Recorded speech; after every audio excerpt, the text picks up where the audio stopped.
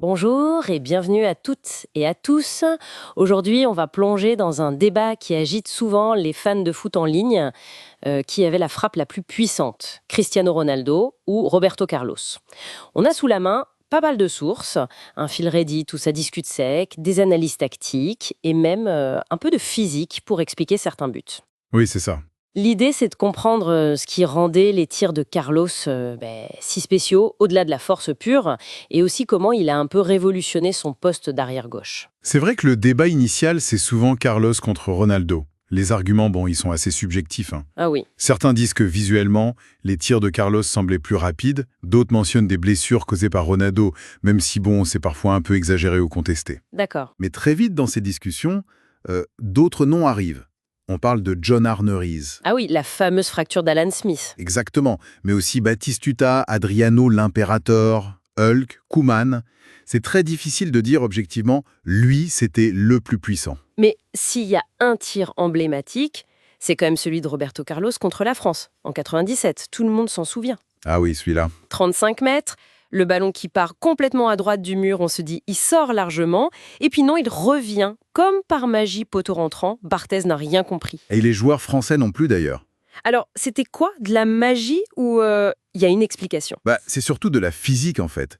Une physique assez fascinante. D'abord, il y a l'effet Magnus. Ça, on connaît un peu, c'est la rotation de la balle. Différence de pression entre les côtés du ballon et hop, ça courbe la trajectoire. Classique? Mais ça n'explique pas tout, c'est cette courbe si soudaine à la fin. Non, exactement. C'est là que ça devient plus pointu. À la vitesse où partait ce ballon, on parle de plus de 140 km/h. Ah oui, quand même. L'air autour du ballon, il se comporte de manière très particulière. La couche d'air collée au ballon peut passer d'un état turbulent à un état plus lisse, laminaire. Et ce changement, combiné à la rotation, peut amplifier la courbe de façon très nette, surtout en fin de trajectoire. D'accord. Certains physiciens avancent même que ça pourrait, de façon contre-intuitive, réduire la traînée et donc faire que le ballon ralentisse moins, voire semble réaccélérer un peu juste avant le but. C'est vraiment la combinaison de tout ça. Et même les coutures du ballon jouent un rôle. C'est faux. Donc c'est pas juste un bourrin qui tape fort, c'est une technique qui utilise les lois de la physique de manière presque surnaturelle. C'est ça. Une maîtrise incroyable. Et cette capacité à changer le jeu, on la voyait aussi dans son rôle sur le terrain. Il n'était pas qu'un tireur de coups francs exceptionnel. Ah non, loin de là. Roberto Carlos, c'est vraiment l'archétype du latéral moderne, offensif. Avant lui, on voyait souvent les latéraux comme des défenseurs avant tout. Oui. Lui, au Real Madrid, c'est plus de 500 matchs, 70 buts, 90 passes décisives. C'était une arme offensive majeure, constante. Il a vraiment montré qu'un arrière-gauche pouvait peser autant devant. Et ça s'inscrit dans une évolution plus large du foot, d'après ce que disent les sources, non? Au niveau tactique. Tout à fait. Son époque coïncide avec le retour en force des défenses à 3 centraux.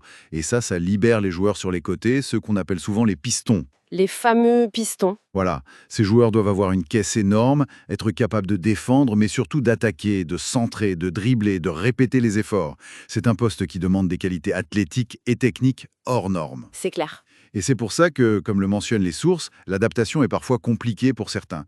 Les exemples d'Amavi ou Pavard sont cités. Il faut être un athlète très très complet. Un athlète complet, oui. Et puis, il faisait partie de cette équipe mythique, les Galactiques du Real. D'ailleurs, il y a une anecdote assez savoureuse sur l'ambiance de l'époque, non? Oui, une des sources raconte que l'entraîneur Vicente Del Bosque, réputé assez compréhensif, on va dire, organisait parfois les entraînements l'après-midi, Ah bon? Pourquoi? parce qu'il savait que certaines stars, n'étaient pas forcément du matin.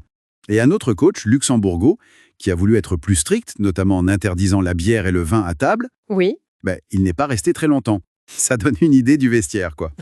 ça donne une idée, oui. Mais ça n'empêche pas un palmarès incroyable pour Carlos. Champion du monde 2002, 3 Ligues des Champions, 4 Ligas, 127 sélections avec le Brésil. Une légende. Absolument. Il est même souvent considéré comme le meilleur arrière-gauche de l'histoire des Classicos Real-Barça. Impressionnant.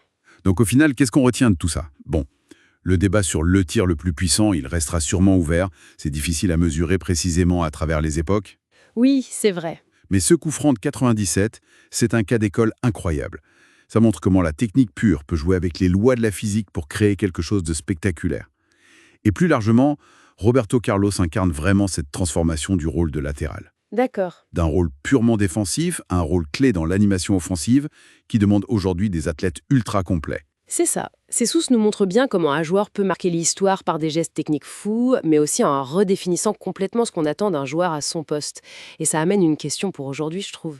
Mhm. Avec toutes les données qu'on a, la biomécanique, l'analyse vidéo, est-ce que le foot moderne cherche à fabriquer en quelque sorte le prochain Roberto Carlos, à reproduire méthodiquement ce genre de génie physique? Ou est-ce que la beauté du foot, c'est justement ces exploits un peu imprévisibles qui dépassent les modèles? C'est une excellente question pour conclure. Voilà de quoi réfléchir. C'était notre exploration du jour autour de Roberto Carlos et de ses frappes légendaires. Merci beaucoup de nous avoir écoutés.